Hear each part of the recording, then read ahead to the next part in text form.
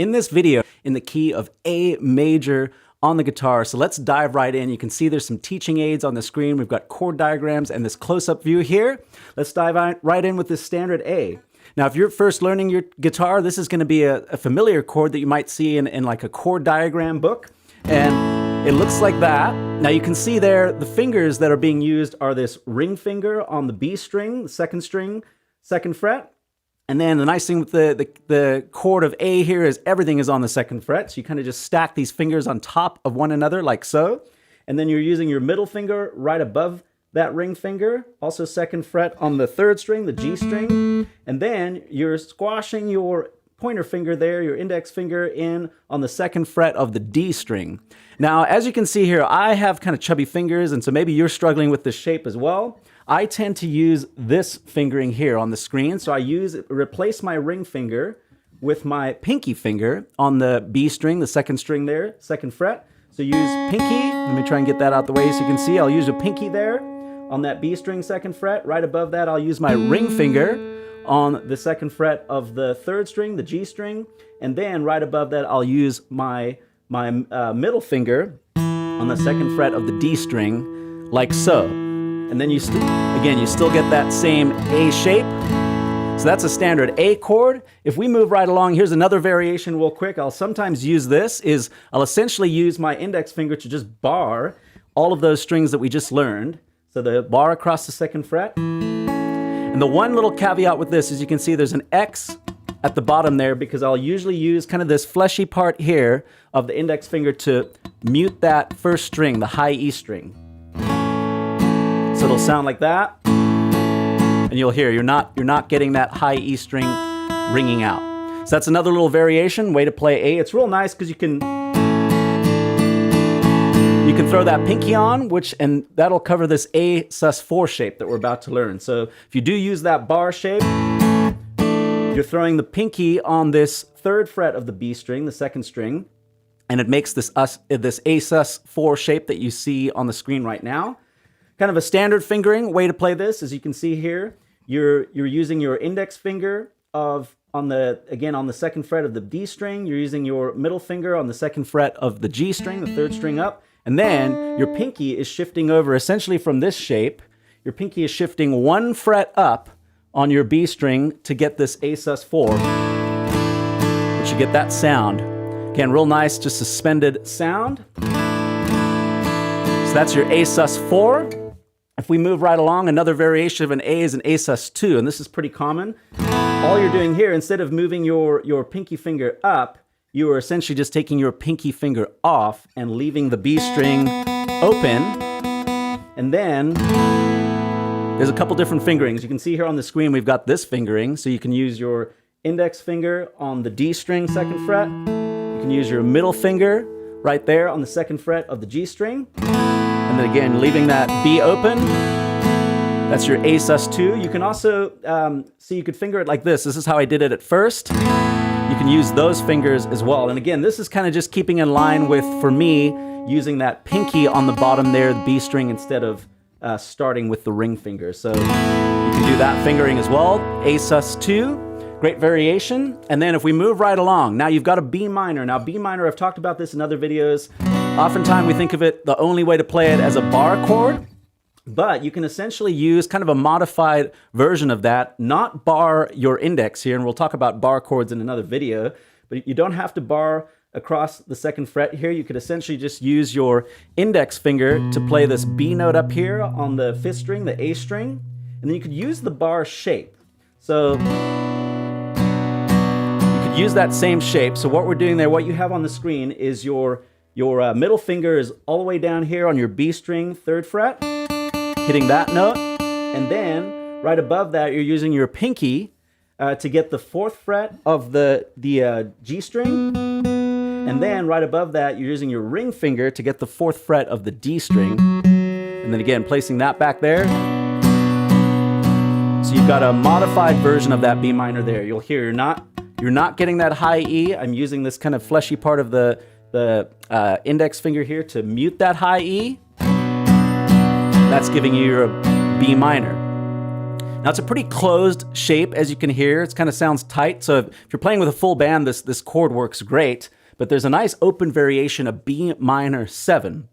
And you'll see here, if I go back real quick to this A, let me get the Asus 4 for you on the screen. If I go back to that shape, really, essentially, you're modifying one finger. You're modifying this pointer finger, index finger here, going one string up. So same fret, second fret, one string up, and that'll give you this B minor 7. And again, it's real nice and open and just really pretty sounding. And the nice thing is if you're playing in the key of A, you can use that Asus 4.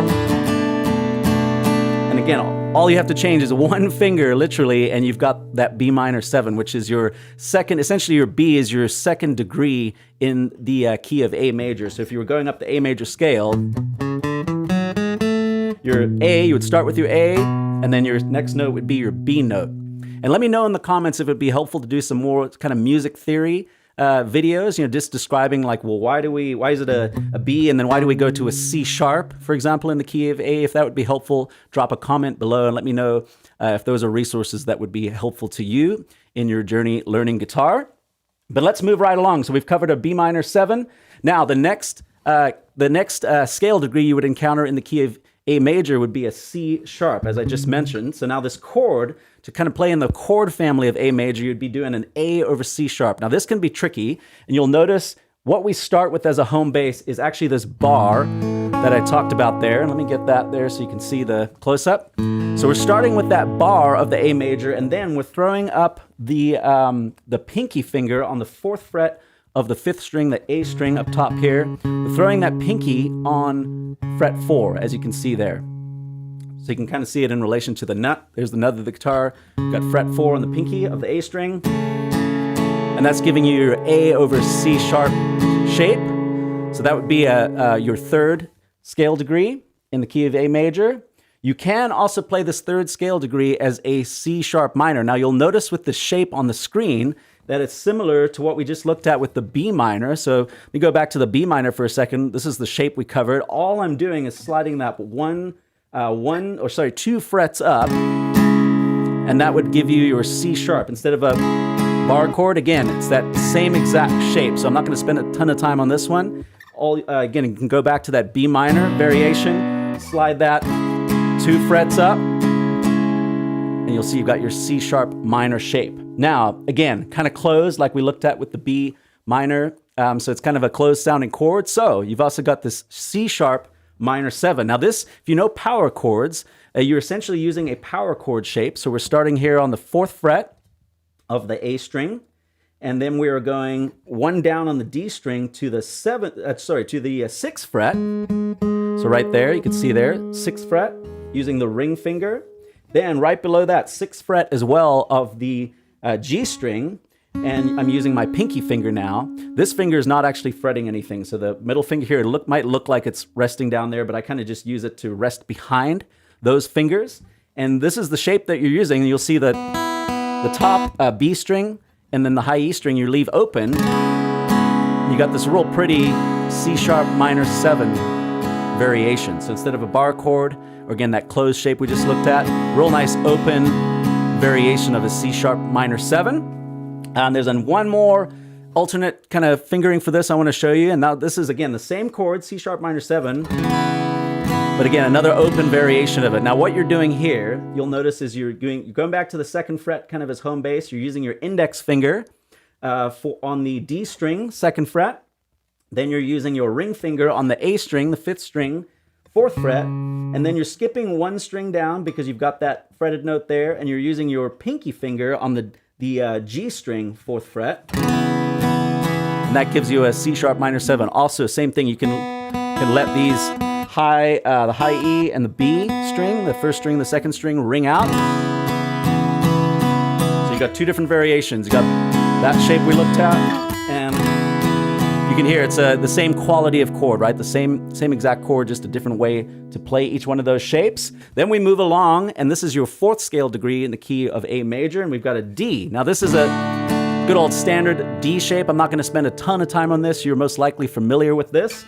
good old-fashioned D chord. The one thing to keep in mind if you are learning is you're starting with your D note here, the open D note, and you notice you're not strumming these top two strings here, the low E and then the fifth string, the A string. So just keep that in mind. You're starting from your fourth string, strumming down. And again, I won't spend a ton of time just individually going through this, but you can see that's your classic D shape.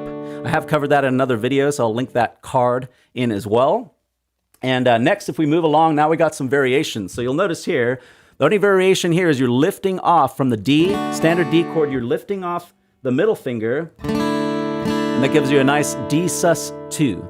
It's a real nice open, sparkly chord. The nice thing with D is you can kind of rock back and forth between all these variations. So you can kind of place those fingers on. All I'm doing there is placing the pinky on the third fret of the high E string, the first string. You can kind of rock back and forth. Again, this D sus2, just lift off that middle finger, and it gives you that D sus2 shape. If we move along, we've got the fifth scale degree of A is an E chord. Now again, standard E shape. I'm not going to spend a ton of time on this one, but real nice, just big chord.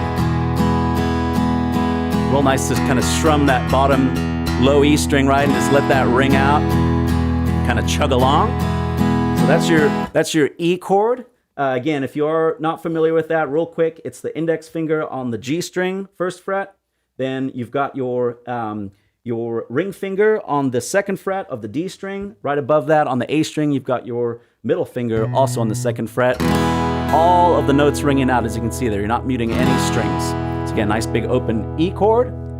You can throw an E sus4 in there, which all I'm doing there, if you notice, I'm keeping the same shape. And all I'm doing is placing this pinky on the second fret of the G string. And that's giving you that E sus4. Let me get that in the view in the close-up there. Sorry, I went out of frame there.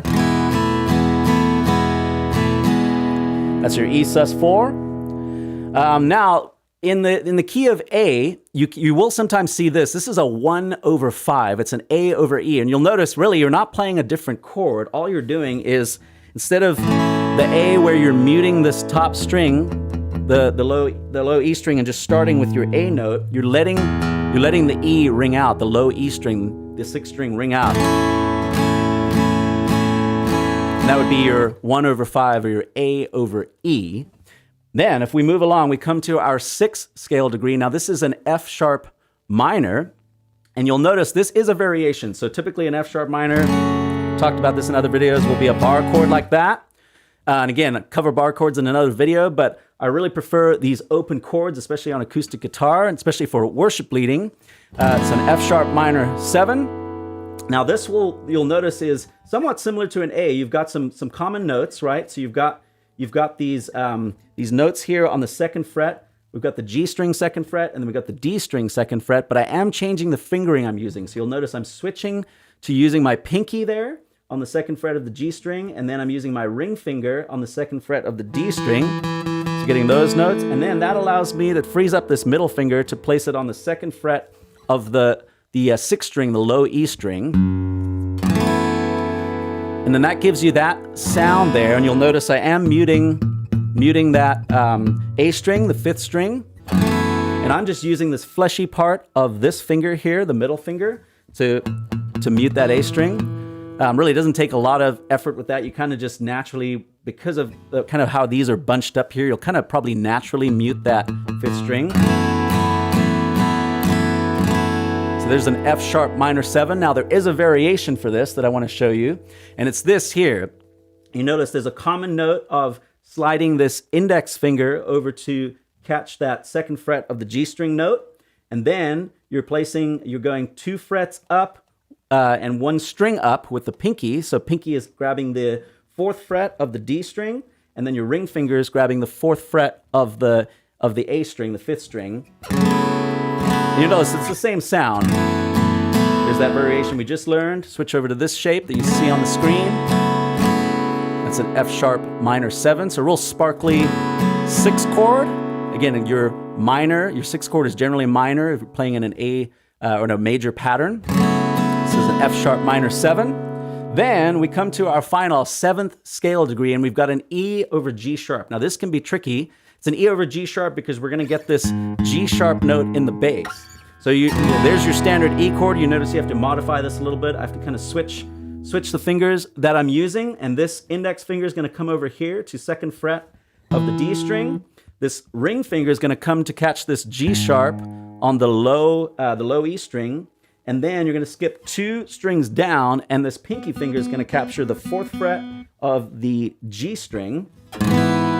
And the trick here with this note is you really have to make sure you mute this A string. It's not going to sound very pleasant. I'll show you here. So if I leave that A string open, it kind of just sounds real dissonant and doesn't sound great. And so what I'm doing is I'm using this open finger here, this middle finger. I'm just lightly resting it on the A string, the 5th string, and that's making sure it's muted. You can also use a technique where, again, you can see I do this a lot, right? Using this fleshy part of the ring finger here to just rest also on that string. And let me show you this here. So if I remove this middle finger, lift that off the fretboard, you can see I'm muting that A string using that fleshy part. I kind of like to double up personally, especially when you're playing chord progressions. And I typically will kind of do a double up where I'll mute like that, but I'll also use this finger to just rest lightly there. And that guarantees that 5th string, that A string, is not going to ring out. You're not going to get that real dissonant sound. So that's the E over G sharp. And then finally, you get back to your A. And now this is a variation that you'll see on your screen. This is an A add 2. And essentially what I'm doing here is I'm kind of using a bar shape. So if we were to bar an A, what I'm doing is similar to those bar chord sort of B minor or the minor variations of the B minor and the C sharp minor that I showed you earlier. I'm essentially using a traditional bar shape, but I'm just lifting off. Instead of barring with my index, I'm just hitting the lowest note. So in this case, it's the 5th fret of the 6th string, the low E string, and then I'm using that same shape, and it's actually an E shape. If you remember there's your E shape. I'm using that shape. And now what I'm doing is I'm letting the B string and the high E string ring out once again. And you can hear it's a real sparkly variation. So here's that bar chord. Kind of, again, sounds kind of closed like I talked about with the bar chords. All you do is simply lift the bar up, let the two high notes ring out, and gives you that real shimmery, sparkly sound. And it's actually an A add 2. So real pretty chord. Now, the goal of this is, let me go back to, I'm not going to have the chord diagrams on the screen. I'm going to give you kind of a rundown of what the goal should be when learning all these different chord shapes. You want to be able to play them in sequence, so one after the other, essentially working up the A major scale. So A, B, C sharp, D, E, and then your F sharp, G sharp, back to A. Now you're working your way up the A major scale by playing chords. So you're playing these chord families that are in the key of A major. So what we're going to do is I'm going to start with our A, give you a rundown of this, of what you want to be able to do. Just A, B minor, this is that B minor 7 variation. There's the A over C sharp, D, to the E, to the F sharp minor 7 variation, E over G sharp, back to the A add 2. I'm using that variation there. So you can see you want to learn how to just walk up in sequence and play all those chords one after the other. And you could kind of switch out some of the different variations, play with those. And then a nice thing with this is if you learn these and you get comfortable with those changes, if you switch the order in which you play those chords, you can essentially play any major chord progression in the key of A major. And it's just going to unlock your playing as a guitar player, as a worship leader. This is super helpful. And so just practice those. Go as slow as you need to go. If you need to slow it down, to just kind of go, okay, I'm going to work through going 1, 2, 3, 4, change. 2, this is the B minor 7, 4, change, right? If you need to go that slow, it's always better. This is just a tip for playing in general. It's always better to go slow, and so that you don't develop these sloppy habits where you're just shooting for speed right away and then you kind of become a sloppy player. So I would encourage you, go slow as you need to go to make these changes comfortably and cleanly, and it's going to unlock your playing in, again, the key of A major, and honestly just make you a better guitar player and worship leader in general. So friends, I hope this has been helpful. And hey, this has been a part of a series of videos. Let me get that close up off the screen here. This has been part of a series of videos where I've been covering, I've covered now the key of C, the key of G, the key of A, obviously today, the key of D, and the key of E as well. And it's actually, if you notice that, if you put those in not that order, but it'll actually form the word caged. And this is a system on the guitar that I'll cover next in another video, where it just looks like, it's called the cage system. And if you combine that with a capo, man, it's just going to unlock your playing. You really won't be afraid of playing in any keys on the guitar. If you start to get like a lot of flat keys, A flat, D flat, E flat, things like that, or even like F sharp, you won't be afraid of those keys on the acoustic guitar. And so make sure you subscribe to the channel for future content like that. I'll be covering that system and how that can help you.